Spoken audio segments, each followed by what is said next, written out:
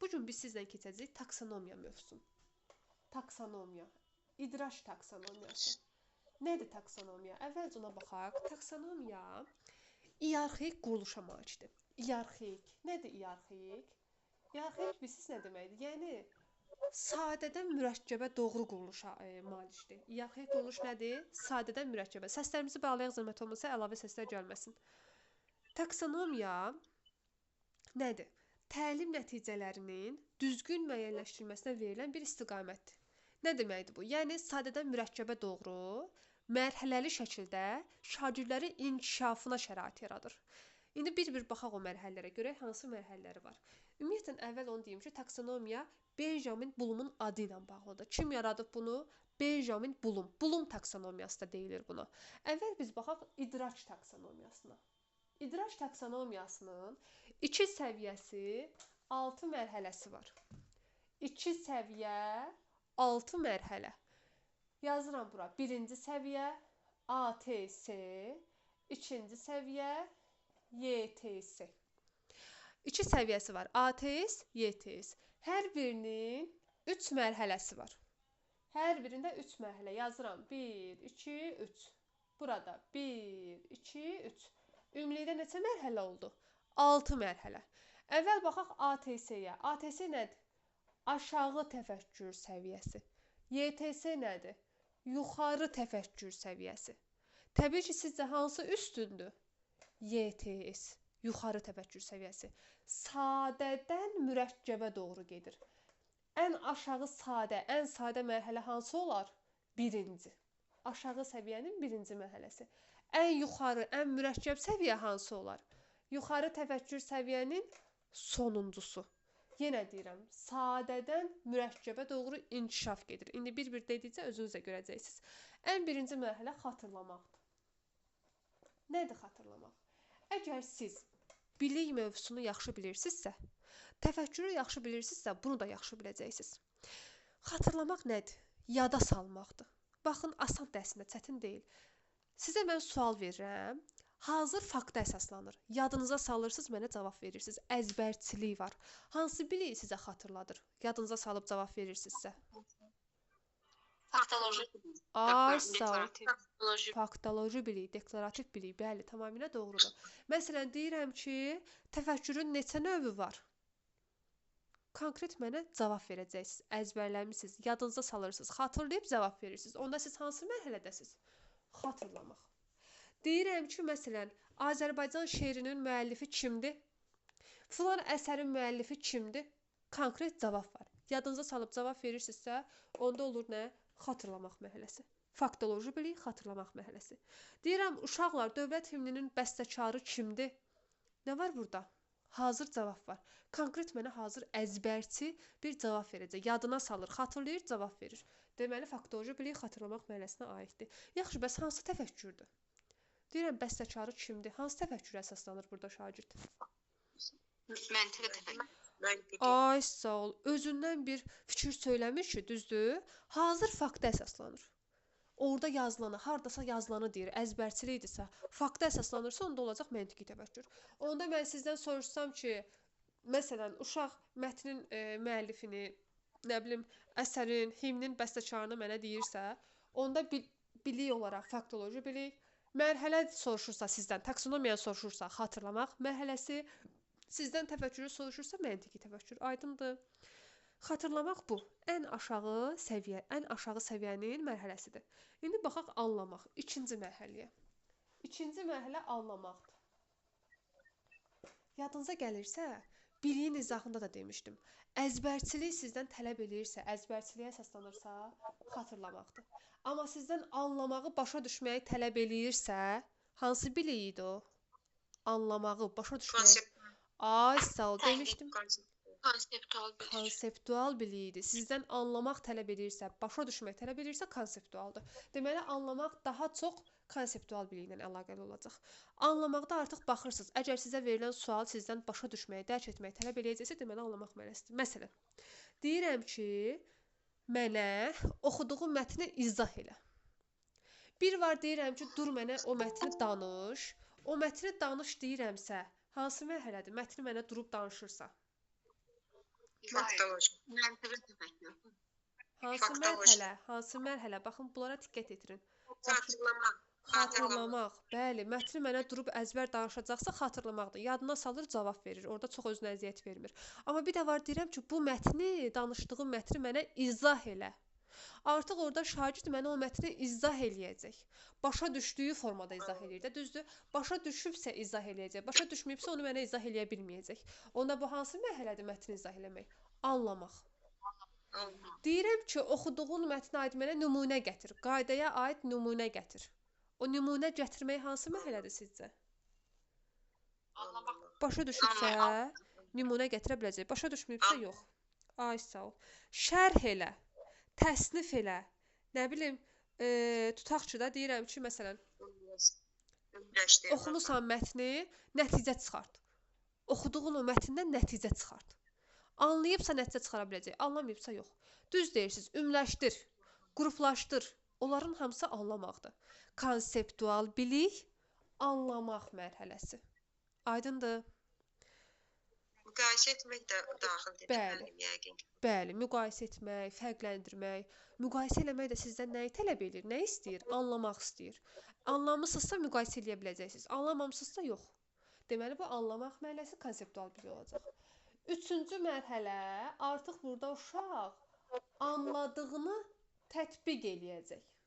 Baxın, sadədən mürəkkəbə doğru gedir həqiqətən də. Fikir verin, əvvəl əzbərçilik oldu, sonra o öyrəndiyini başa düşməli oldu, sonra o başa düşdüyünü tətbiq etməli olacaq, yəni tapşırıq üzərində tətbiq eləyəcək. Məsələn, desəm ki, uşaq tapşırıq yerinə yetirir, misal həll edir, məsələ həll edir, nə olacaq?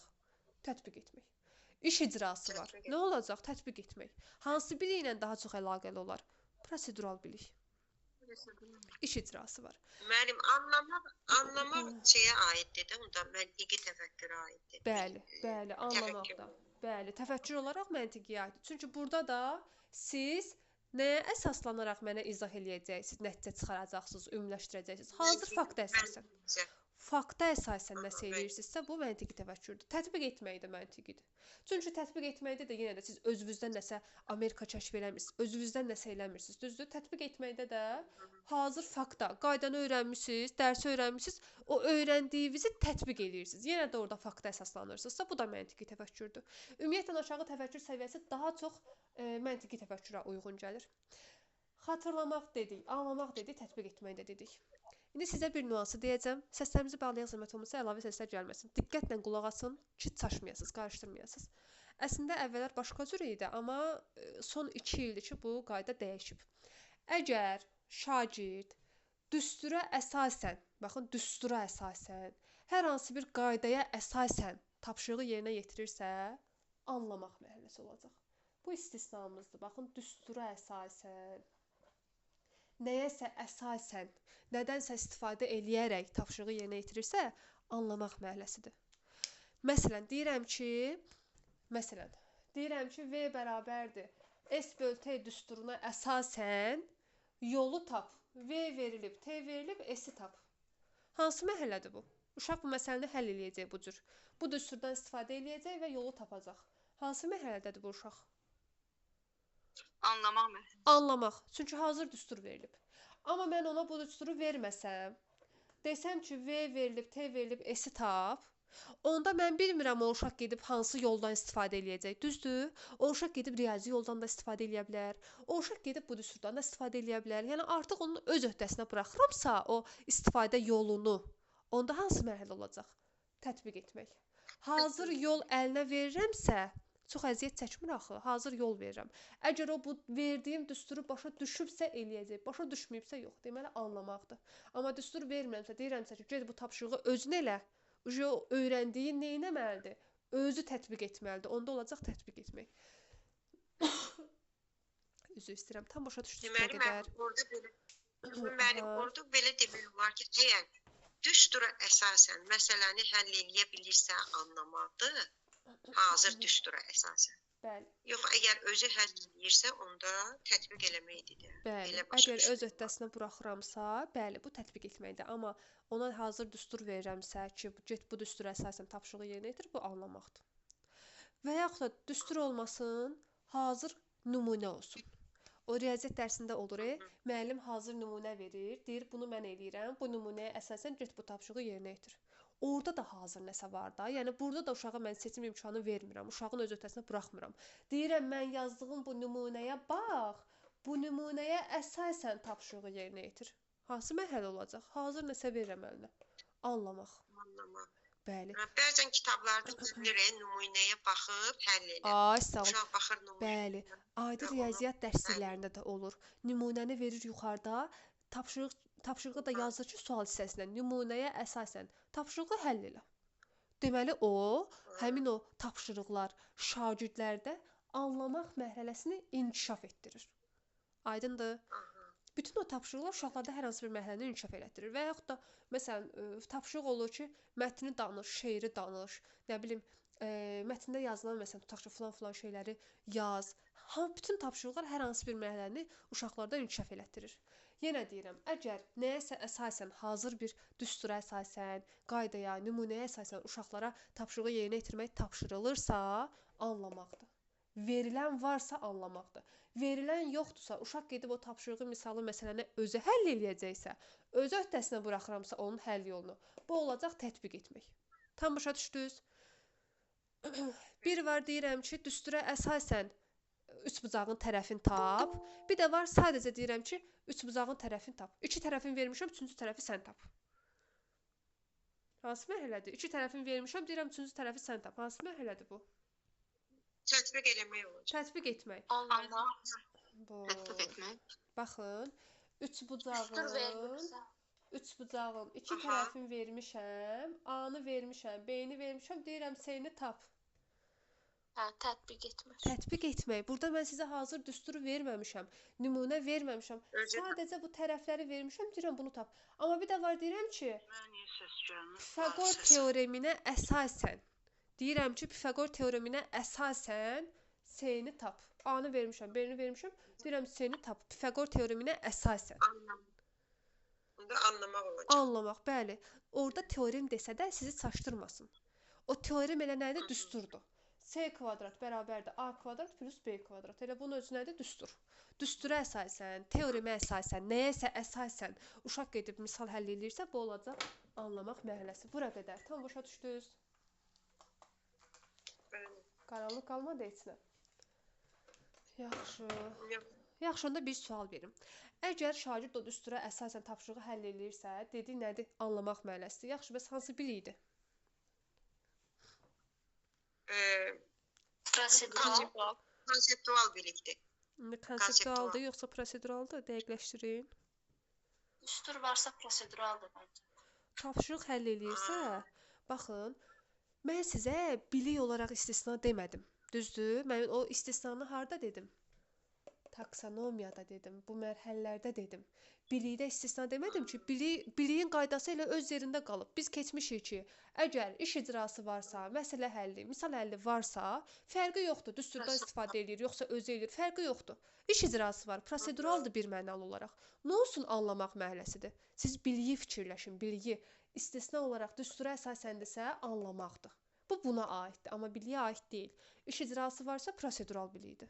Aydındır. Bayaqları amma dedik ki, anlamaq daha çox, hansı, ona görə deyirəm ki, daha çox hansı biliyə konseptuala aid olur. Amma bu cür məqamlarda prosedural da ola bilər. Aydındır. Tam başa düşdünüz? Yaxşı, indi keçək yuxarı təfəkkür səviyyəsinə. Yuxarı təfəkkür səviyyəsinin də 3 mərhələsi var. Təhlil etmək, təhlil, dəyərləndirmək, bir də yaratmaq. Bu da sadədən mürəkkəbə doğrudur. Təhlil etmək nədir? Açar sözlərini deyirəm. Ya qeyd edin, ya yadda saxlayın. Təhlil etməyin açar sözləri nələrdir? Təhlil etməkdə ədədlər var. Ən yaxşı, məsələn, əsasını seç, ən yaxşısını seç. Nə bilim, başqa nə ola bilər?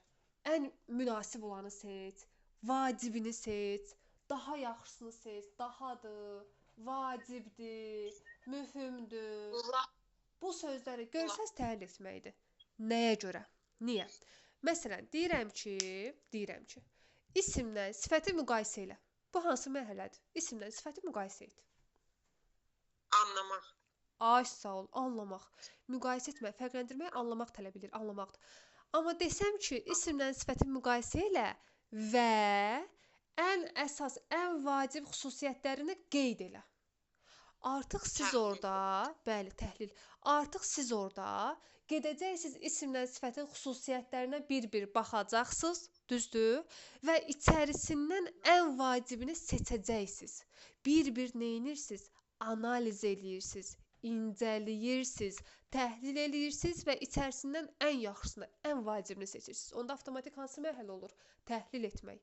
Ən yaxşısını, ən əsasını, mühümünü, vacibini seçirsinizsə, onda nə olacaq? Təhlil etmək olacaq. Təhlil etmək adından göründüyü kimi təhlil etmək incələməkdir, nə isə analiz etməkdir bir-bir, içərisindən birini seçməkdir, təhlil etmək. Ona görə də bu cür sözləri görsəz təhlil etməyə qaçacaqsınız. Bir də müəllifin mövqeyindən çıxış etmək var. Onu da yazın. Müəllifin mövqeyindən, kiminsə mövqeyindən çıxış etmək. Müəllifin mövqeyindən çıxış. Deyirəm ki, şair bizə bu şeiri yazmaqla nə demək istəyir? Siz artıq nə edəcəksiniz? Şairin mövqeyindən çıxış edəcəksiniz. Düzdür? Onun fikrini əsaslandıracaqsınız. Nə olacaq? Təhlil etmək.